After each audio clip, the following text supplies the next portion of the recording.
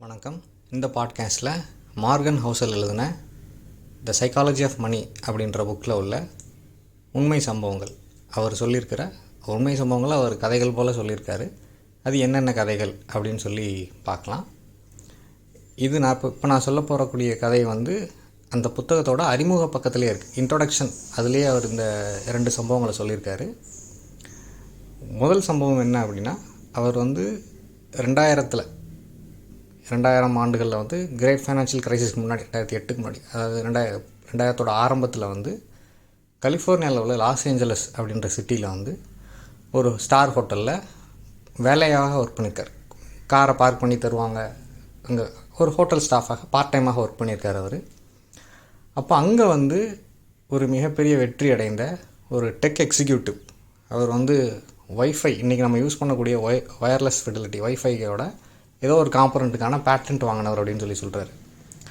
அவர் நிறைய கம்பெனிகளை ஆரம்பித்து அதை விற்று பெரும் பணம் ஈட்டியிருக்கார். அந்த டைமில் அவர் எப்பயுமே இவர் வேலை பார்த்த ஹோட்டலுக்கு வரும்போது பண்டில்களாக பணத்தை வச்சுருப்பாராம். நீங்கள் உங்களுக்கு தெரிஞ்சிருக்கலாம், அமெரிக்கர்கள் பெரும்பாலும் பணமாக வச்சுருக்க மாட்டாங்க. எல்லாமே கிரெடிட் கார்டு இல்லை அந்த ஆன்லைன் டிரான்சாக்ஷன் தான். பல காலமாகவே கேஷாக கையில் வச்சுருக்கிறது அப்படின்றது ரேர் தான். ஆனால் இவர் $100 நோட்ஸ், $100 நோட்டுகளை பண்டிலாக வச்சுருப்பார் அப்படின்னு சொல்கிறாரு. தண்ணி மாதிரி செலவு பண்ணுவாருன்னு சொல்கிறார். ஊதாரியாக எல்லாருக்கிட்டையும் காட்டுவாராம், என் கையில் எவ்வளோ பணம் இருக்குது அப்படின்னு சொல்லி. அட் எனி கிவன் டைம் அந்த ஹோட்டலில் இருக்கும்போது போதையில் தாறுமாறாக நடந்துக்கிறது, இந்த மாதிரிலாம் செய்வாராம். ஒரு நாள் அந்த ஹோட்டல் ஸ்டாஃப் ஒருத்தர்கிட்ட அந்த பண்டிலிருந்து கொஞ்சம் பணத்தை எடுத்து கொடுத்து போயிட்டு கோல்டு காயின்ஸ் வாங்கிட்டு சொல்லியிருக்காரு. $1000 கோல்டு காயின்ஸ் நீ வாங்கிட்டு வா அப்படின்னு சொல்லிட்டு. அப்போ அந்த நபர் போய் வாங்கிட்டு கொடுத்துருக்காரு. கொஞ்சம் நேரம் கழித்து இவர் அவரோட ஃப்ரெண்ட்ஸோட, ஒரு 5 ஃப்ரெண்ட்ஸ் இருந்தாங்கன்னா ஆளுக்கு ஒரு கோல்டு காயின், $1000 மதிப்புடையது ஒன்றும். அந்த கோல்டு காயினை பசிபிக் ஓஷனில், லாஸ் ஏஞ்சலஸ் அந்த கடற்கரையிலேருந்து விட்டு எறிஞ்சிருக்காங்க. நம்ம கல்லை அந்த வீசி எறிகிற மாதிரி, எத்தனை வாட்டி அது ஃப்ளிப் ஆகுதுன்னு பார்க்குற மாதிரி அந்த கோல்டு காயின்ஸை எரிஞ்சிருக்காங்க. யாரோடது ரொம்ப தூரம் போகுதுன்னு சொல்லி பார்த்துருக்காங்க. இப்போ இப்படியெல்லாம் பணத்தை வீணடிச்சிருக்கார் அவர்.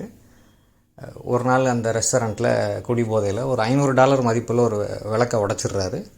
அதை பாயிண்ட் அவுட் பண்ண உடனே, இப்படி பப்ளிக்கில் நான் அசிங்கப்படுத்தாதீங்க அப்படின்னு சொல்லிட்டு, எவ்வளோ பணம் வேணுமோ நான் கொடுத்துட்றேன் அப்படிலாம் சொல்லியிருக்காரு. இப்போ மார்கன் ஹவுசல் பின்னாடி படித்து முடித்து இப்படி ஒரு வேலைக்கு தொழிலுக்கெல்லாம் வந்த பிறகு விசாரிச்சிருக்கார் அவருக்கு என்ன ஆச்சு அப்படின்னு சொல்லிட்டு. எப்படி ஒரு இவர் பணத்தை பற்றி எழுதலாம் அப்படின்ற டைமில், பணத்தை மேனேஜ் பண்ணக்கூடிய வேலையில் இருக்கும்போது பணத்தை பற்றி எழுதலாம் அப்படின்ற சிச்சுவேஷனில், அப்படி பணத்தை உதாரித்தனமாக செலவழித்த ஒரு நபர் என்ன ஆனாருன்னு சொல்லி விசாரிக்கும்போது என்ன தெரிய அவர் திவால் ஆகிட்டார் அப்படின்னு தெரிய வந்திருக்கு. ஸோ அப்போ ரெக்லெஸ்ஸாக அவர் ஒரு ஜீனியஸாக இருந்திருக்கலாம், அவர் ஒரு இன்னோவேட்டர், கண்டுபிடிப்பாளர். ஆனால் அவருக்கு பணத்தை டீல் பண்ண தெரியாதது அவரை வெகு விரைவாகவே பேங்க்ரப்ட் ஆக்கிருச்சு அப்படின்றது இவருக்கு புரியுது. இந்த சம்பவத்தை சொல்லிவிட்டு ரொனால்டு ஜேம்ஸ் ரீட் அப்படிங்கிற ஒரு அமெரிக்கரை பற்றி சொல்கிறாரு. ரொனால்டு ஜேம்ஸ் ரீட் உயிரோடு இருந்த வரைக்கும் அவரை பற்றி யாருக்கும் தெரியாது. அவர் எந்த பத்திரிகை செய்தியிலையும் வந்தது கிடையாது. ஆனால் அவரோட இறப்புக்கு பிறகு தான் அவர் உலகறியப்பட்டார். ஏன் அப்படின்னா, அவர் $8 மில்லியன் பணம் வச்சுருந்தார். அதில் $2 மில்லியன் அவரோட வாரிசுகளுக்கும், $6 மில்லியன் பணத்தை அவர் வாழ்ந்த ஊரில் உள்ள ஹாஸ்பிட்டலுக்கும் லைப்ரரிக்கும் கொடுத்துட்டு அவர் இறந்து போயிட்டார். அப்போ அவரோட உறவினர்கள், நண்பர்கள்லாம் என்ன நினச்சா, அவர் சாகும்போது அவருக்கு 92 வயசு, என்ன நினச்சாங்க அப்படின்னா, ஒருவேளை இவர் லாட்ரி ஜெயிச்சிருந்தாரா, நம்மக்கிட்ட மறைச்சிட்டாரா, இல்லை இவர் ஏதோ ஒரு பணக்கார வாரிசா, எப்படி இவர் கையில் எவ்வளோ பணம் வந்துச்சு அப்படின்னு சொல்லி ஆச்சரியப்பட்டிருக்காங்க. ஆனால் உண்மை என்ன அப்படின்னா, அவர் அவரோட இளம் வயதிலிருந்து ஒரு 25 வயசுலேருந்து வச்சுக்கிட்டா கூட ப்ளூ சிப் ஸ்டாக்ஸ் அப்படின்னு சொல்லக்கூடிய, கிட்டத்தட்ட இண்டெக்ஸ் ஃபண்டுன்னு சொல்லக்கூடிய அந்த அமெரிக்காவில் உள்ள டாப் கம்பெனிஸில் ரீஇன்வெஸ்ட் பண்ணக்கூடிய மியூச்சுவல் ஃபண்ட்ஸில் இன்வெஸ்ட் பண்ணியிருந்திருக்கார். அவர் பார்த்த வேலை என்ன அப்படின்னா, பெரும்பாலும் ஒரு பெட்ரோல் ஸ்டேஷனில் கார்களை அட்டன் பண்ணக்கூடிய, ரிப்பேர் பார்க்கக்கூடிய சின்ன வேலை தான் பார்த்துருக்காரு. 17 வருஷம் ஒரு ஜானிட்டராக இருந்திருக்காரு. தமிழில் சொல்லணும்னா துப்புரவு தொழிலாளியாக ஜேசி பென்னி அப்படின்ற இடத்துல இருந்திருக்காரு. அவர் 38 வயசில் வாங்கின $12,000 மதிப்புள்ள வீட்டில் தான் அவர் கடைசி காலம் வரைக்கும் வாழ்ந்திருக்காரு. ஆனால் இந்த பணத்தை, இவ்வளோ $8 மில்லியன் அப்படின்றது இன்றைக்கி இந்திய மதிப்பில் கிட்டத்தட்ட 64-68 கோடி ரூபா இருக்கும். அவர் வந்து அந்த வெல்த்தை காட்டிக்கிட்டதே கிடையாது, அந்த ரிச்னஸை வந்து காட்டிக்கிட்டதே கிடையாது. அவரை பற்றின விக்கிபீடியா என்ட்ரி வந்து அவரை ஃபிலந்த்ராபிஸ்ட், இன்வெஸ்டர், ஜேனிட்டர் அப்படின்னு தான் சொல்லுது. அந்த ஆர்டரில் தான் சொல்லுது. ஆனால் அவர் வாழ்க்கை பூரா அவர் ஜானிட்டராக தான் இருந்தார். பட் ஆனால் அவர் மறைவுக்கு பின் தான் வந்து அவர் ஃபிலந்த்ராபிஸ்டாக, இன்வெஸ்டராக அறியப்படுறாரு. இந்த பாட்காஸ்ட்டில் நான் முதல்ல சொன்ன சம்பவத்தில் அந்த டெக் எக்ஸிக்யூட்டிவ் வந்து $1000 மதிப்பில் தங்கத்தை வாங்கி கடலில் விட்டு எறிஞ்சிருக்காரு. ஆனால் அந்த ரெண்டாவது கதையில் உள்ள ரொனால்டு ஜேம்ஸ் ரீடோட ஹாபி என்ன அப்படின்னா, அவருக்கு நேரம் இருக்கும் போதெல்லாம் அவர் வீட்டுக்கு தேவையான அந்த வீட்டுக்குள்ளே இருக்கக்கூடிய அந்த கனல் அடுப்புக்கான விறகுகளை வெட்டுறது தான் அவரோட ஹாபி அப்படின்னு சொல்லி அவரோட நண்பர்கள் சொல்லியிருக்காங்க. மார்கன் ஹவுசல் சொல்லக்கூடிய 3வது கதை யாரை பற்றினது அப்படின்னா, ரிச்சர்ட் ஃபஸ்கோனே அப்படின்ற ஹார்வர்டில் MBA படித்த ஒருத்தர். அவர் வந்து பணம், முதலீடு, இந்த மாதிரி பங்குச்சந்தை சம்பந்தமான தொழிலிருந்து ஒரு மெரில் எக்ஸிக்யூட்டிவ்னு சொல்லி சொல்கிறாரு. மெரில் லிஞ்ச் எக்ஸிக்யூட்டிவ், ஒரு பெரிய நிறுவனத்தில் ஒரு எக்ஸிக்யூட்டிவாக இருந்துட்டு 40 வயசுலேயே ரிட்டையர்ட் ஆகிடுறாரு. இன்றைக்கி வந்து ஃபைனான்ஷியலி இண்டிபெண்டன்ட் ரிட்டையர் ஏர்லின்லாம் பேசுகிறாங்க, ஃபயர் மூமெண்ட்னு சொல்கிறாங்க. இவர் 2008 ஃபைனான்ஷியல் கிரைசிஸ்க்கு முன்னாடியே மிக பெரும் செல்வத்தை ஈட்டிட்டு ரிட்டையர்ட் ஆகிட்டார்.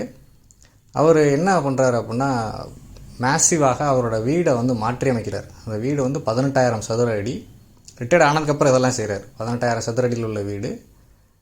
அந்த வீட்டில் 11 பாத்ரூம் இருந்ததுன்னு சொல்கிறாரு, 2 லிஃப்ட்டு, 2 ஸ்விம்மிங் பூலு, அப்புறம் 7 கார்கள் நிறுத்தக்கூடிய வசதி, இதெல்லாம் உள்ள வீடு அது. அப்புறம் அவர் அந்த வீடை மெயின்டைன் பண்ணுறதுக்கான மாத தொகை அப்படின்றது $90,000 அப்படின்னு சொல்கிறார். இன்றைக்கி அமெரிக்கர்களோட ஆண்டு வருமானம் $60,000 இருந்தால் அதுவே மிக போதுமானதுன்னு சொல்கிறாங்க. ஆண்டு வருமானம் ஒரு வருஷத்துக்கு $60,000 ஒரு அமெரிக்கர் சம்பாதிக்கிறார் அப்படின்னா அவர் ஒரு நடுத்தர வாழ்க்கை வாழ்கிறார் அமெரிக்காவில் அப்படின்னு அர்த்தம்.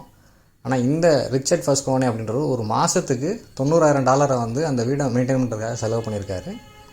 அப்புறம் தான் வந்து 2008 அந்த ஃபைனான்ஷியல் கிரைசிஸ் வருது. அவரோட வீட்டோட மதிப்பு வந்து உடனே விழுந்துருது. அவரால் வந்து மேனேஜ் பண்ண முடியல. அவர் இப்படி லாவிஷாக வாழ்ந்ததுனால அவரோட ஒன்றா விற்க வேண்டியது வருது. கடைசியில் 2014 தான் அந்த வீட்டை விற்கிறாரு. அந்த வீட்டோட விலைக்கு மார்க்கெட்டில் என்னவோ அதை விட 75% கீழே தான் போகுது. அதோட மதிப்பு $1 கோடி வச்சா 25% தான் அந்த வீட்டை அவரால் விற்கவே முடியுது. அப்படி தான் அந்தளவுக்கு மதிப்பு குறைஞ்சி போச்சு. அவரோட ஃப்ரெண்ட்ஸ் வந்து அந்த வீட்டை பற்றி சொல்லியிருக்காங்க. என்ன அப்படின்னா, ஸ்விம்மிங் பூலுக்கு மேலே ஒரு கிளாஸ் சீலிங் மாதிரி போட்டு அங்கே பார்ட்டிஸ் எல்லாம் நடந்திருக்குன்னு சொல்லியிருக்காங்க. அவர் ரிச்சர்ட் ஃபஸ்கோனே கடைசியில் திவாலே ஆகிட்டார். மார்கன் ஹவுசல் என்ன கம்பேர் பண்ணுறாரு அப்படின்னா, நீங்கள் ஹார்வர்டில் படித்த மருத்துவரோட வந்து ரொனால்டு ஜேம்ஸ் ரீடு வந்து போட்டி போட முடியாது. ஒரு நியூக்ளியர் சயின்டிஸ்ட் கூட வந்து ரொனால்டு ஜேம்ஸ் வந்து போட்டி போட முடியாது. அதிலெல்லாம் கல்வி தகுதி தான் எப்போதும் ஜெயிக்க போகுது. ஆனால் பணத்தை டீல் பண்ணுறதை பொறுத்த வரைக்கும் கல்விக்கும் நடைமுறைக்கும் சம்மந்தம் இல்லைன்னு சொல்கிறார். ஹார்வர்டில் MBA படித்த ஒருத்தர் வந்து இப்படி தோற்றுரும்போது, ஒரு கண்டுபிடிப்பை செஞ்ச ஒருத்தர் வந்து பண விஷயத்தில் தோற்றுரும்போது, ஹைஸ்கூல் தாண்டாத ரொனால்டு ஜேம்ஸ் ரீடு தான் வந்து பண விஷயத்தில் மிக வெற்றிகரமாக செல்வம் சேர்க்கிறது, அதை தக்க வைக்கிறது, அதை அடுத்த தலைமுறைக்கு பயன்படக்கூடிய மாதிரி கொடுத்துட்டு போகிறது. அதில் வந்து ரொனால்டு ஜேம்ஸ் ரீடு தான் வெற்றி அடைஞ்சாருன்னு சொல்கிறார். இந்த இன்ட்ரொடக்ஷனுக்கு அவர் டைட்டில் என்ன வச்சுருக்காருன்னா, the greatest show on earth அப்படின்னு சொல்லி வச்சுருக்காரு. இந்த புத்தகம் முழுவதும், இந்த சைக்காலஜி ஆஃப் மணி புத்தகம் முழுவதும் இதுபோல் உண்மை சம்பவங்கள் இருந்து தான் அவர் வந்து பணத்தை கையாள்வது பற்றிய அவருடைய பார்வையை வந்து முன்வைக்கிறாரு. நான் இனி ஒவ்வொரு சாப்டருக்கும் ஒவ்வொரு பாட்காஸ்டாக அதில் உள்ள உண்மை கதைகளை சொல்லலாம்னு நினைக்கிறேன். இது வரைக்கும் இதை தொடர்ந்து கேட்டதுக்கு நன்றி. வணக்கம்.